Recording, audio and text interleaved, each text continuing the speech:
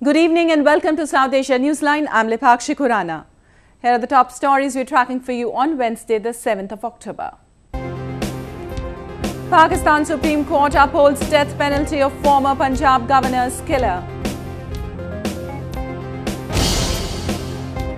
Japanese climbers said to become first to scale Mount Everest after April earthquake in Nepal. And 2 aides of Maldivian president arrested for blast on his boat.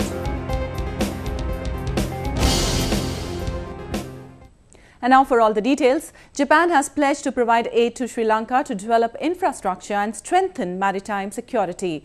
This came during Sri Lankan Prime Minister Ranil Wickremesinghe's visit to the Southeast Asian nation. Prime Minister Ranil Wickremesinghe, who is on a 5-day official visit to Japan, held talks with Japanese officials on issues of bilateral interests, including transportation, communication, science and technology, and maritime security. While Japan pledged $377 million aid in infrastructure to Sri Lanka, Prime Minister Wickremesinghe promised a more favourable investment climate by ensuring transparency and good governance to attract Japanese companies. Unlike the previous government led by Mahinda Rajapaksa, the current Prime Minister of Sri Lanka seems to be moving away from pro-China stance and has suspended most Chinese-backed infrastructure projects, a situation that fits with Japan's efforts to counter a rising China.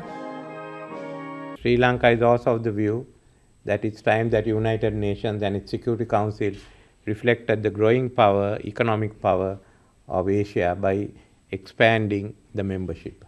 Sri Lanka is trying to attract more international investors after making considerable progress in political stability following the end of the 3 decades-long civil war. Meanwhile, in Nepal, the Madhesi protesters have said that talks with the government over the new constitution have failed to reach a resolution. This comes as the punishing border blockade continues to squeeze the country. The Madhesi parties, who call themselves Joint Democratic Madhesi Front, have said that they will intensify their stir against the new constitution if the Nepal government fails to address their concerns over the division of the country into 7 federal states. A second round of talks with the Nepal government is scheduled to take place on Wednesday after the first round of talks failed to end the political crisis. 3 main political parties in Nepal, Nepali Congress, UML and the Maoists held their first round of formal talks with Madhesi parties on Tuesday. Nepal's Minister for Forest and Soil Conservation, Mahesh Acharya, said all issues were discussed and the team was hopeful for a resolution soon. The European Union became the latest to call for dialogue between the protesters and the government to break the deadlock. India too has called upon various parties in Nepal to come to an agreement that would end the protests. The blockade by the anti-constitution protesters in southern Nepal bordering India has stalled normal life. The unrest that has been continuing for past 50 days has created losses estimated around $1 billion to the country. This is more than what the country faced during the devastating earthquakes in April. So far, 40 people have been killed in the violent clashes. Pakistan Supreme Court on Wednesday upheld the death penalty of Mumtaz Qadri, the killer of former Punjab Governor Salman Taseer. Rejecting his plea, the top court asked whether Qadri had approached the state with his accusation of blasphemy against Taseer. It also rejected the claim by his counsel that Taseer had committed blasphemy and said there was no evidence to prove the allegation. Former Punjab Governor Taseer was shot dead by Qadri in January 2011 after he met Asia Bibi, a Christian woman on death row for alleged blasphemy inside jail. Taseer, who was a vocal critic of the controversial statute, had termed it black law and had called for its review. Executions in Pakistan are taking place on a regular basis amidst criticism that political prisoners on the death row are being singled out. Pakistan, which revoked a self-imposed moratorium on capital punishments in December last year, has sent some 240 convicts to the gallows since then. Pakistan Interior Ministry on Tuesday informed the Parliament that the processes of execution of convicts who have exhausted all legal options are underway in various jails across the country. It also clarified that the number of death row inmates in the country are less than what some rights organizations had claimed. The Amnesty International had estimated around 8,000 death row convicts in Pakistan, while the government puts the figures at 6,016. This includes both Pakistanis and people of other nationalities. Pakistan, which had the 5th highest number of executions in the world, had a self-imposed moratorium in place since 2008. It was lifted following the Peshawar Army School attack last December.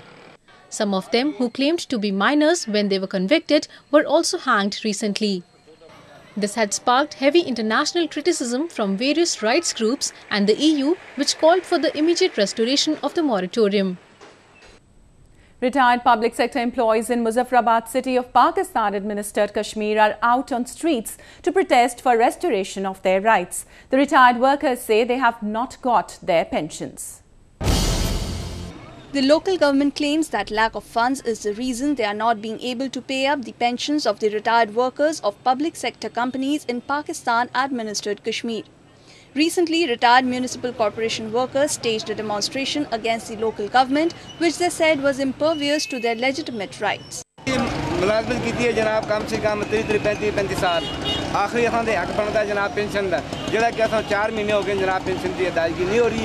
Frequent protests by public sector employees and ex-employees are crippling the administration in the region, as Islamabad, which says it is an issue of the local government, in actuality controls all funds of the region. A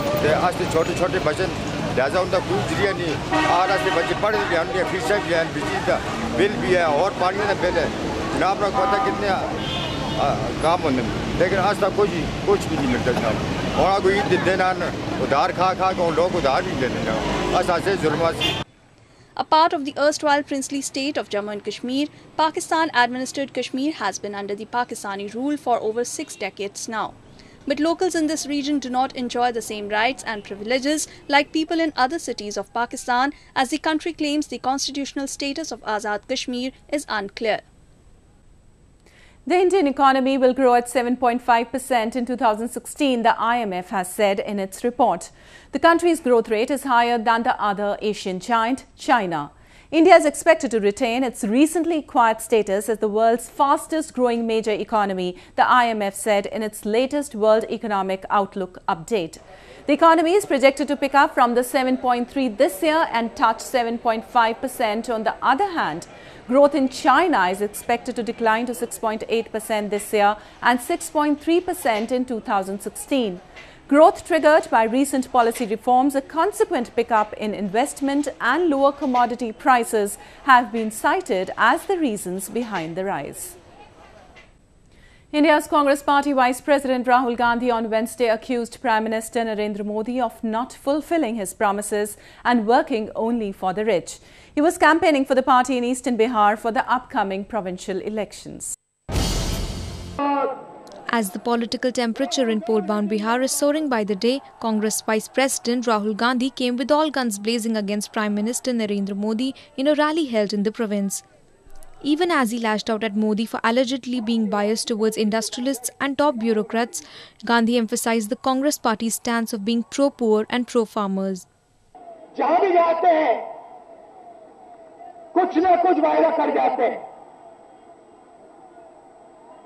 Bihar को special status दे दूंगा ये कर दूंगा वो कर दूंगा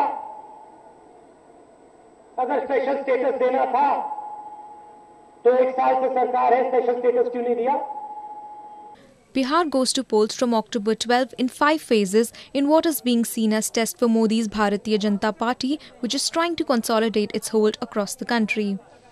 The election also becomes crucial for the Congress party, which is seeking revival after facing big defeats in the last general elections and other provincial polls. The party is fighting the polls along with the Grand Alliance led by Chief Minister Nitish Kumar. Indrani Mukherjee, the former Indian media baron who was accused of murdering her daughter, was sent back to a Mumbai jail on late Tuesday. She also informed a local court that she had no objection to being questioned by the federal police in the case. She was hospitalized since Friday after she had collapsed and lost consciousness in jail. Mukherjee has also rejected reports that she had taken pills and her health deteriorated because of her mother's death. Police were earlier looking into possible murder or suicide angles after she fell unconscious.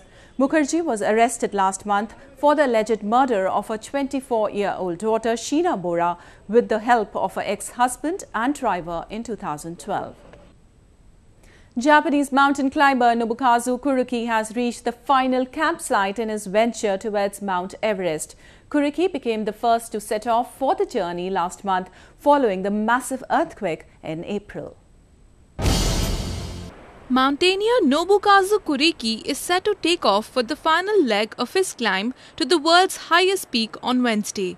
If successful, he will become the first person to reach the summit since a massive earthquake in April triggered avalanches that killed 18 climbers.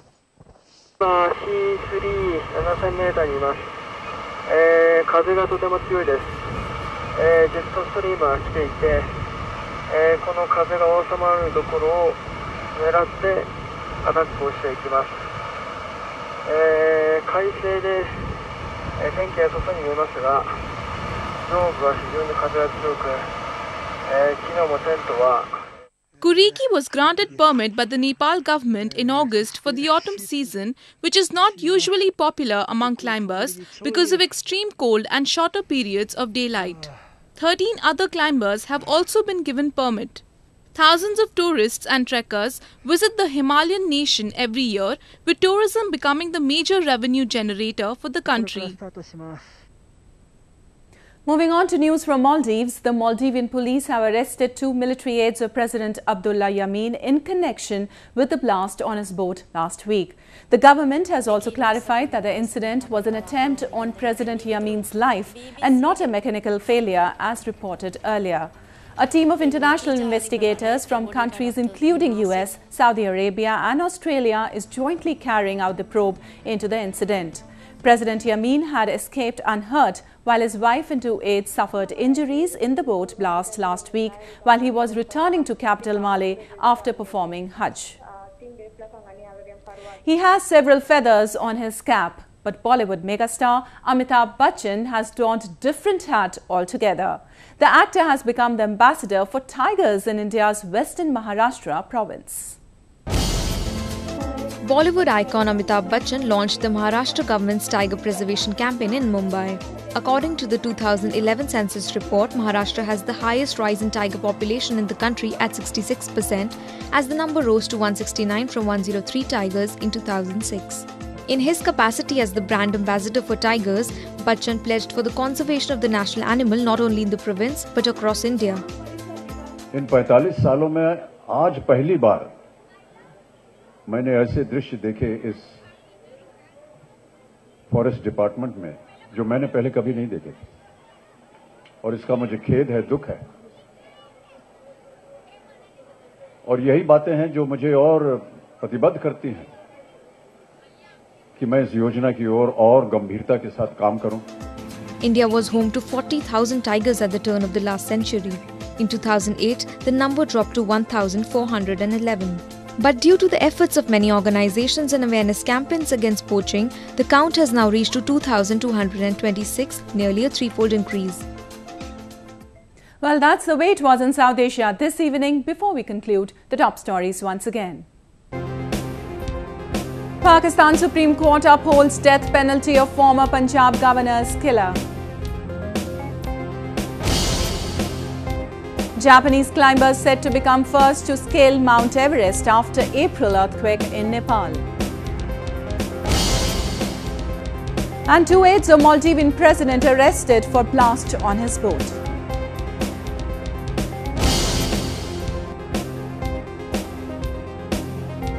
Now our viewers can watch the show on SouthAsiaNewsline.com. You can also visit us on Facebook.com/SAsiaNewsline and follow us on Twitter @SAsiaNewsline. That's all in tonight's edition. We'll see you same time tomorrow. Good night.